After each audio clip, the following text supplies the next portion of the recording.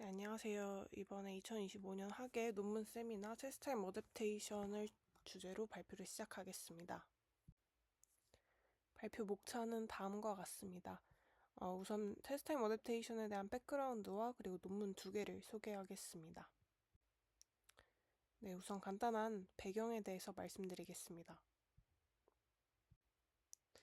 테스트 타임 어댑테이션은 모델이 실시간으로 변화하는 데이터에 맞춰서 적응하도록 하며 훈련 데이터와 분포가 다른 데이터에서도 성능을 유지할 수 있도록 하는데요.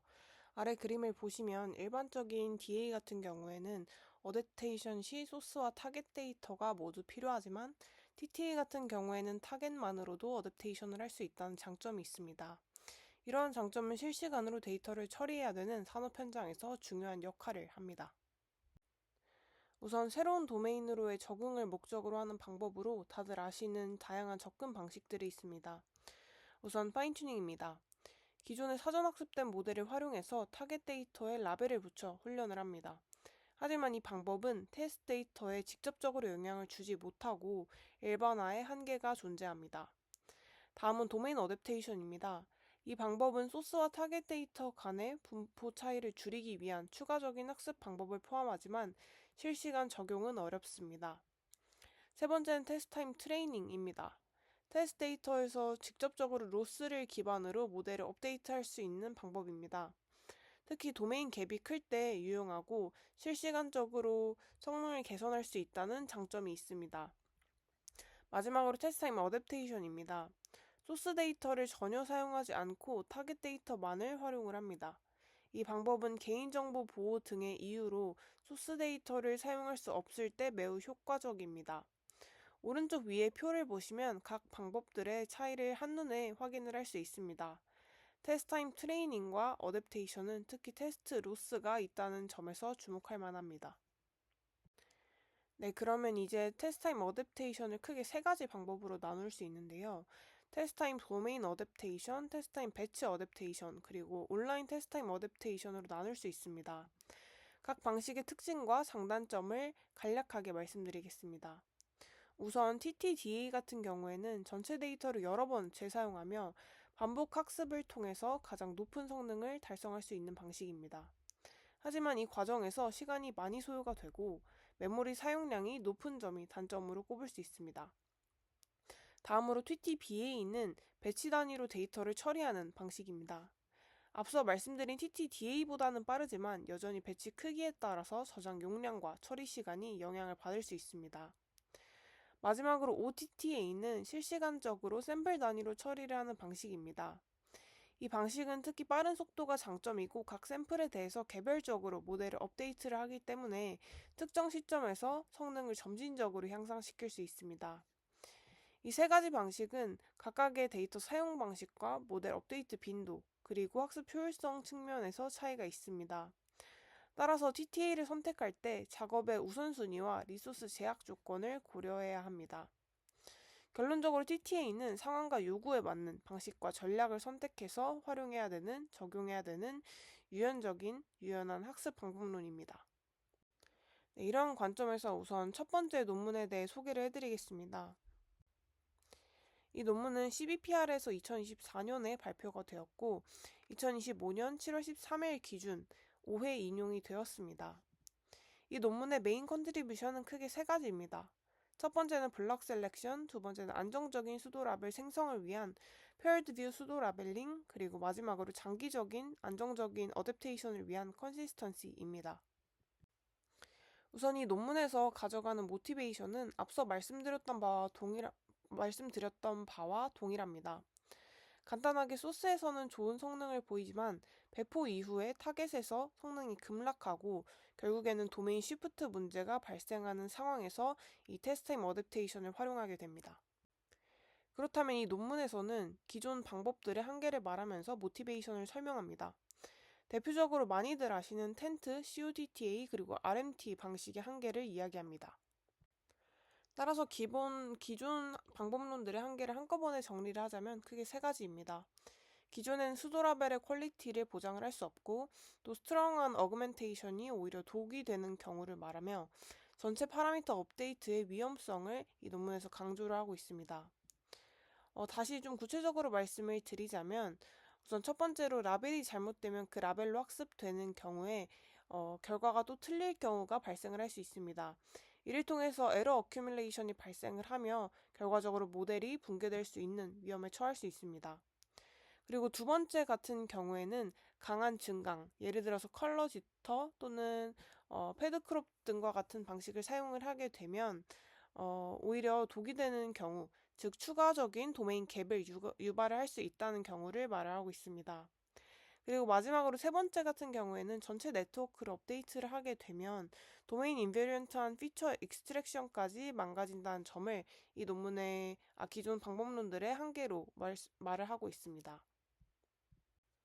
따라서 다시 정리를 하자면 이 논문에서는 우선 첫 번째로 정말 모든 파라미터를 업데이트를 해야 할까라는 의문점에 이는 오히려 도메인 인베리언트한 피처를 훼손시켜서 결과적으로 도메인 스페시픽한 피처만 담당하는 블록만 업데이트 대상으로 선택해서 그것만 선택적으로 업데이트를 하는 어댑테이션을 하는 아이디어를 냈다는 점입니다. 두 번째 의문점으로는 왜 수도 라벨의 품질이 낮아질까라는 의문점에 그에 대한 기존 방법론들의 문제점이 스트롱한 어그멘테이션이 오히려 원래 테스트 샘플과의 도메인 갭을 유발하기에 오히려 도메인 갭이 더 크게 발생한다고 합니다. 따라서 이에 대한 해결책으로 본 논문의 방법론에서는 도메인 갭을 줄이는 weak 어그멘테이션인 플립 기반의 paired view를 활용하는 것을 해결책으로 제시를 했습니다. 마지막으로 기존 방법론들은 레이블 노이즈나 에러 어큐뮬레이션과 같은 문제로 TTA의 장기적인 안정성을 보장하기가 어려운데 어떻게 하면 장기적으로 안정적인 TTA가 가능할까라는 의문점에 Slowly Moving Average의 EMA 티처로 컨시스턴시를 유지를 하고 일반 크로스 엔트로피보다 노이지한 라벨의 강건한 시메트릭 크로스 엔트로피를 활용을 해서 그리고 paired view 기반의 컨시스턴시 로스로 전체 파라미터에 대해서 안정적으로 업데이트를 시킨다는 점을 강조를 합니다. 네, 그래서 최종적으로 정리를 한다면 본 장표와 같습니다. 이제 앞서 말씀드린 모티베이션을 가지고 제한 방법론에 대해서 설명을 하겠습니다. 도메인 스페시픽 블록 셀렉션 파트는 크게 네 가지 스텝으로 진행이 됩니다. 첫 번째 스텝은 가우시안 노이즈를 추가한 소스 샘플을 생성을 하는데요. 여기서는 입력 데이터를 추가하고 또 입력 데이터에 노이즈를 추가를 합니다. 두 번째 스텝에서는 각 블럭의 피처 프로토타입을 추출합니다. 이 논문에서 제안한 딥플럼 모델에는 여러 개의 블럭이 있는데 각 블럭은 입력 데이터를 받아서 중간 피처를 뽑아냅니다. 각 블럭에서 나오는 피처를 평균을 내서 하나의 대표 벡터, 즉 피처 프로토타입을 만들게 됩니다. 수식으로 보면 이 장표에 보이시는 이 Z 부분은 블럭에서 입력 X에 대해 나온 피처들의 평균값입니다. 쉽게 말해서 하나의 샘플을 윈도우 단위로 쪼갠 다음에 그 피처들을 평균 내서 요약한 것입니다. 그리고 이 과정을 원본 입력뿐만 아니라 노이즈를 섞은 입력에도 똑같이 적용을 하게 됩니다. 그리고 이 두 값을 비교해서 나중에 어떤 블럭이 도메인 변화에 민감한지 판단할 수 있게 됩니다. 다음은 스텝 3 코사인 시밀러리티 계산하는 스텝입니다.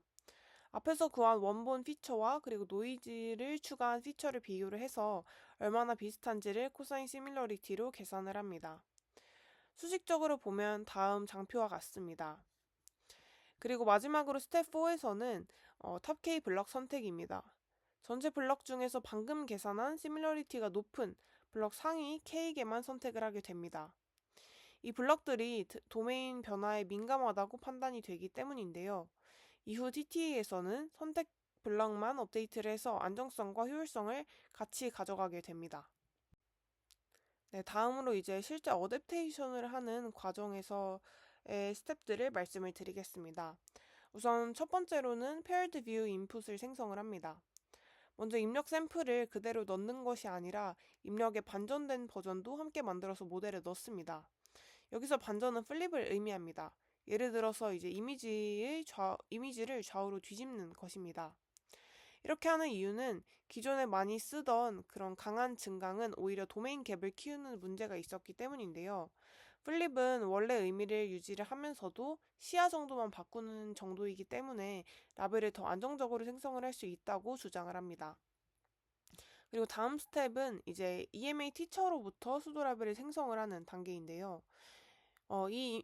기존의 이 페어드 인풋을 가지고 라벨을 예측할 차례입니다. 여기선 EMA 티처 모델이 라벨을 직접 생성을 하는데 쉽게 말하자면 이제 스튜던트 모델이 모델의 파라미터를 조금씩 천천히 따라가는 모델을 만드는 것입니다.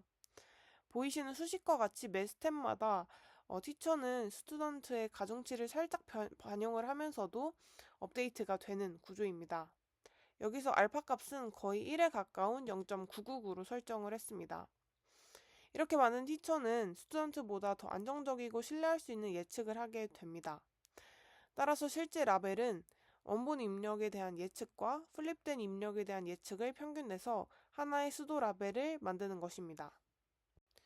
다음 세 번째 단계에서는 스튜던트 예측을 하는 단계인데요.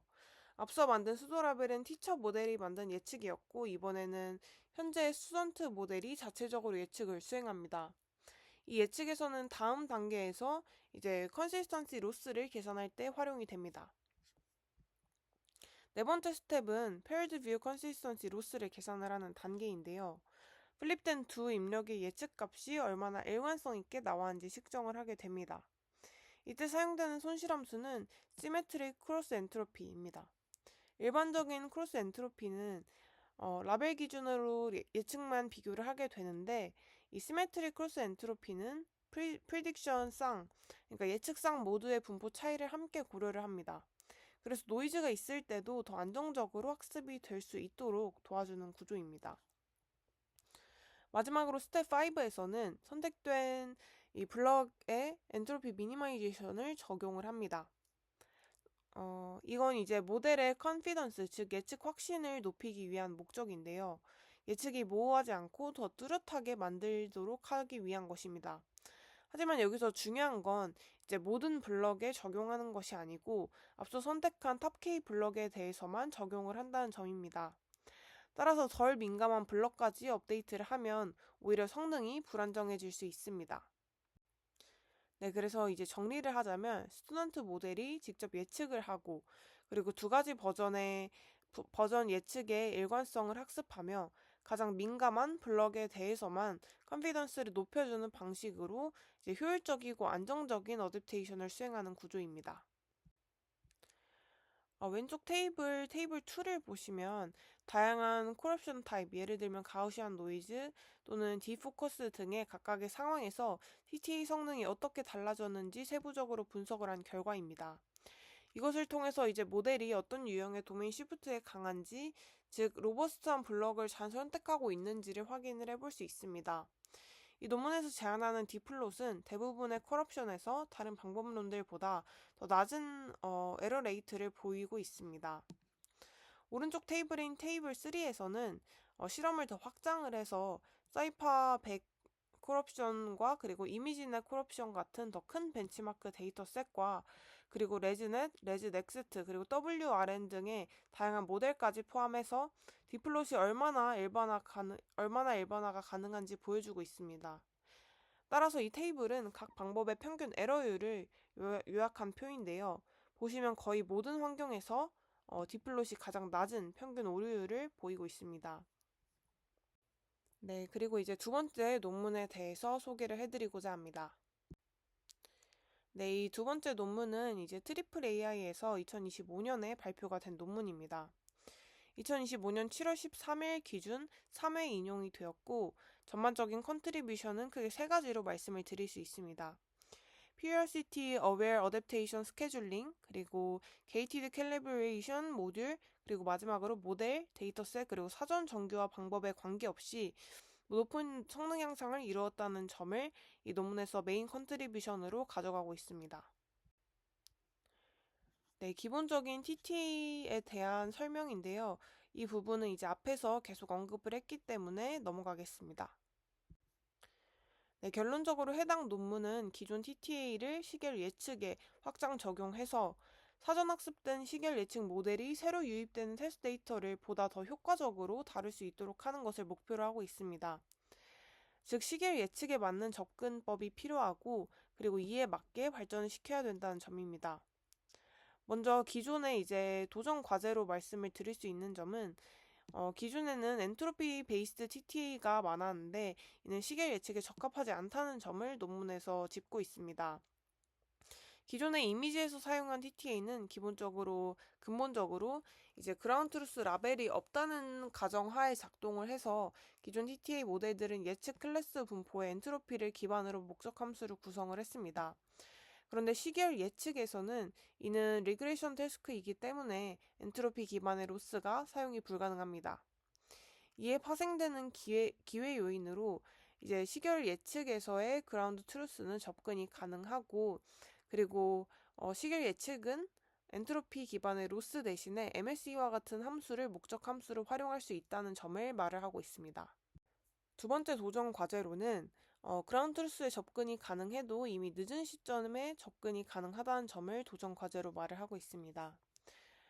예를 들어서 예측 시점이 t이고 예측 범위가 h라면 전체 그라운드 트루스를 얻기 위해서는 t 플러스 h까지 기다려야 되기 때문에 예측 시점에 대한 즉각적인 적용이 어렵다는 점입니다. 이에 파생되는 기회 요인으로는 부분적으로 관측된 실제 정답을 활용하면 선제적인 적응이 가능하다는 점입니다. 시계열 입력은 순차적이기 때문에 최종 GT에 완전히 도착하기 전에도 일부는 부분적으로 관측이 가능합니다. 따라서 이렇게 부분적으로 관측이 가능한 값을 Partially Observed Ground Truth POGT로 정의를 해서 로스를 계산을 하게 되면 어댑테이션 딜레이를 줄이고 그리고 분포 변화에 대해 선제적인 대응이 가능합니다. 그래서 제한 연구는 크게 세 가지 모듈로 구성이 되어 있는데요. 그 중에 첫 번째 모듈부터 말씀을 드리겠습니다. 첫 번째는 PAAS라는 모듈입니다. 이 부분은 이제 앞에 설명드렸던 기회요인 두 번째에서 만들어진 모듈인데요. 쉽게 말하자면 언제부터 미리 어댑테이션, 적응을 할 거냐라는 그런 시점을 정하는 모듈입니다. 이렇게 그러니까 기존의 POGT를 선정을 하는 과정에서 너무 많은 시간 지연을 방지를 하면서도 의미 있는 시간 패턴을 포함시키게 하기 위해 테스트 타임 입력에 대해서 내재적인 주기 패턴을 반영할 수 있게끔 이 PAAS를 도입했다고 논문에서 말을 하고 있습니다. 여전히 이제 POGT는 랭스 P를 얻기 위해서는 타임 스탬프 P만큼 기다려야 되기 때문에 완전하게 어댑테이션 딜레이를 줄일 수는 없습니다. 따라서 이제 적절한 P를 선택하는 것은 POGT에 담긴 의미 있는 정보의 양과 적응 지연 간의 트레이드오프를 의미를 하기 때문에 실질적으로 PAAS가 어렵다고 논문에서 말을 합니다. 네, PAAS를 선택하는 방법은 크게 이제 5가지 스텝으로 나뉠 수 있습니다. 첫 번째는 주기성을 확인할 가장 중요한 변수를 찾는 것이고, 두 번째는 해당 변수에서 주요 주파수를 찾는 것입니다. 그리고 세 번째로는 주기, 피리어드를 계산을 하고, 그리고 네 번째로는 미니 배치를 구성하며, 다섯 번째로는 이제 다음 주기에 도달을 할 때 다시 POGT를 갱신하는 그런 스텝입니다. 보이시는 장표에서 좀 구체적인 그런 설명은 넘어가겠습니다. 이번에는 GCM, 즉 Gated Calibration 모듈에 대해서 설명을 드리겠습니다. 이 모듈은 TTA에서 어떤 시점에서 어떤 보정을 해야 되는가를 선택을 해주는 핵심 구조입니다. 이 GCM의 구조는 이제 기존 forecasting 모델을 건드리지 않습니다. 이미 학습된 모델은 고정을 해놓고 그 위에 얻는 방식으로 작동을 하는데 구조는 크게 이제 두 가지 부분으로 나뉘게 됩니다. 첫 번째는 temporal calibration 그리고 두 번째는 gating mechanism인데요. temporal calibration 부분은 로컬하게 변화되는 시점들, 즉 short-term 변화에 초점을 맞추게 됩니다. 변수 하나하나의 분포가 지금 바뀌었는지를 확인하고 이를 바탕으로 주어진 입력을 조정해서 모델에 넣어주게 됩니다. 반면에 게이팅은 전체적인 시계열 흐름, 즉 글로벌한 시프트를 보게 됩니다. 시간이 지나면서 전체 패턴이 변했는지를 판단하고 이에 따라서 어떤 보정을 할지를 조정을 하는 가중치 역할을 하게 됩니다. 여기서 핵심 포인트는 variable wise calibration인데요. 이 두 단계는 모두 각 변수별로 다르게 적용이 됩니다. 왜냐하면 변수마다 이 넌스테이셔너리가 생기는 시점이나 강도가 다르기 때문입니다. 앞서 GCM이 시점마다 달라지는 입력을 보정해주는 모듈이라는 개념을 말씀드렸습니다. 이번에는 이제 이 GCM이 어떻게 작동을 하는지 이제 수식 기반으로 설명을 드리겠습니다. 우선 첫 번째는 이제 input GCM 부분인데요. 여기서는 이제 입력을 보정하는 과정입니다. 수식을 보시면 여기서 중요한 것은 이제 xt 현재 입력이고 이 입력에 어떤 보정값을 더해서 새로운 입력으로 만들어지는 구조인지 확인을 할 수 있습니다. 중요한 건 입력값의 변화 정도에 따라서 가중된 보정값을 더한다는 것이고, 즉 변화가 크면 많이 보정하고 변화가 작으면 작게 보정하는 구조입니다. 아웃풋 GCM은 이제 출력도 보정을 해주는 단계인데요. 예측한 결과도 사실 테스트 타임 환경에서 이제 달라지게 되면 오차가 클 수 있다는 점을 이 논문에서 말을 하고 있습니다. 그래서 아웃풋 GCM에서는 예측 결과를 다시 보정을 해줍니다. 기본적인 원리는 인풋 GCM과 같고 보정 대상이 입력이 아닌 출력일 뿐입니다. 이번에는 GCM이 어떻게 학습이 되는지를 설명을 드리겠습니다. 바로 여기 보시는 로스 펑션을 기반으로 학습이 되는데요. 핵심은 예측값이 얼마나 과거와 일관되는지를 측정을 해서 보정을 하는 방식입니다. 로스는 크게 두 가지로 구성이 되는데요. 파셜 로스는 지금 시점의 캘리브레이티드 예측값과 그리고 실제값 간의 오차입니다.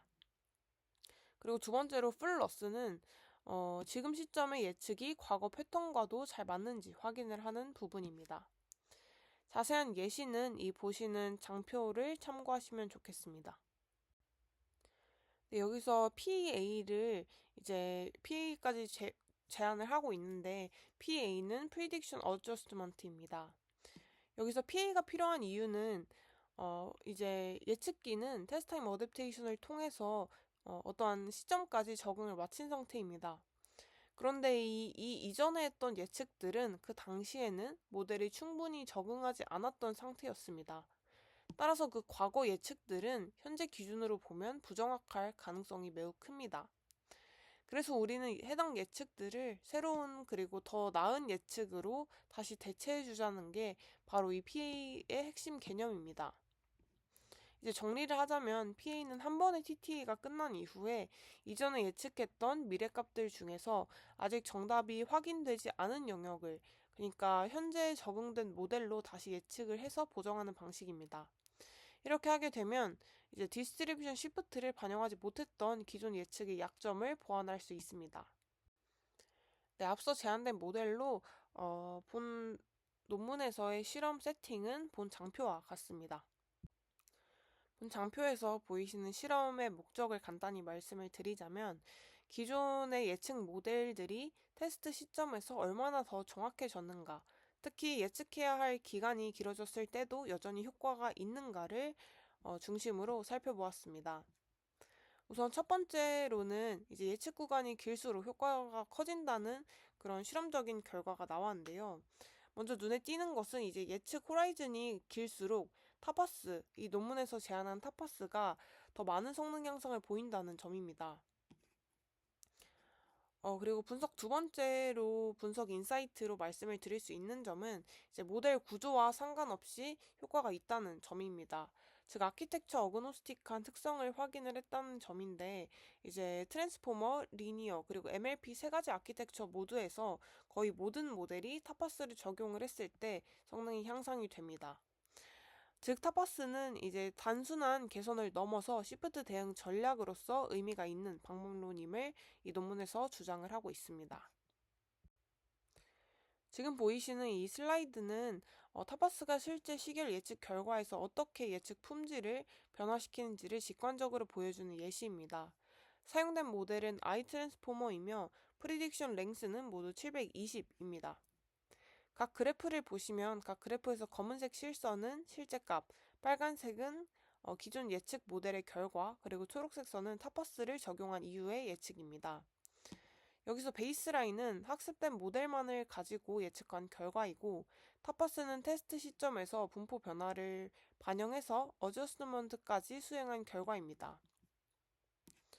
네, 그리고 한 가지 더 말씀을 드리자면 이제 상단은 고주파적인 특징을 확인을 할 수 있고 기존 모델은 반복만을 학습을 한다는 점까지 말씀을 드릴 수 있습니다.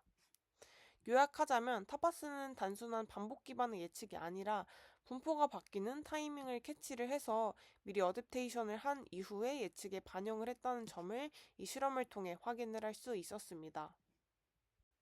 네, 지금까지 경청해 주셔서 감사합니다.